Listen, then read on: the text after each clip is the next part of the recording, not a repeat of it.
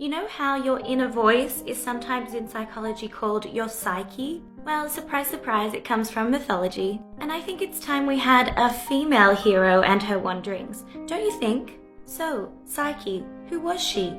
Psyche was one of 3 beautiful daughters of a king and queen, somewhere in ancient Greece, it doesn't say where. And of course, anytime any female is brought up in mythology, they make a big deal about how beautiful they are. So 2 of them are married and 1 is not. And the unmarried sister is called Psyche. But Psyche was so beautiful, right, that there was kind of a rumor spread about her that she was actually a daughter of Venus, rather than just some very pretty mortal. This really offended Venus for some reason. So Venus got her son Cupid, who is no longer, that baby cherub thing.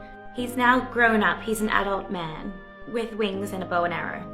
It was actually so hard to find a picture of an adult Cupid. So Venus, out of revenge for this insult about Psyche, she sends her son Cupid to go and, shoot an arrow at Psyche and make her fall in love with something hideous. So Cupid goes up to Psyche, probably while she's sleeping, and he's about to go and shoot her with an arrow, but he accidentally, scrapes himself with his own magic love arrow, and he falls deeply in love with Psyche. Meanwhile, Psyche's parents are like, why can't Psyche find a husband? So the dad goes off to the Oracle of Apollo to get some answers, because surely this has something to do with the gods, right?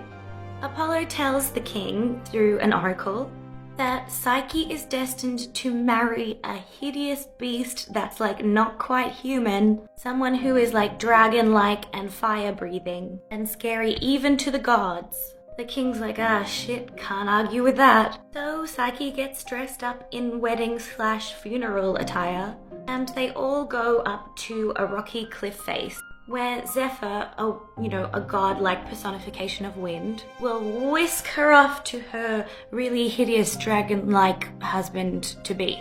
And everyone's sad, look at them. So she gets to the cliff, and Zephyr, the west wind, whisks her away to a mystery location. He brings her to a beautiful meadow and she falls asleep.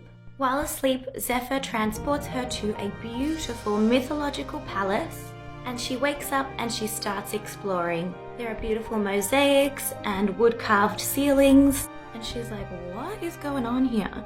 And a disembodied voice. This is where we get the whole Psyche thing.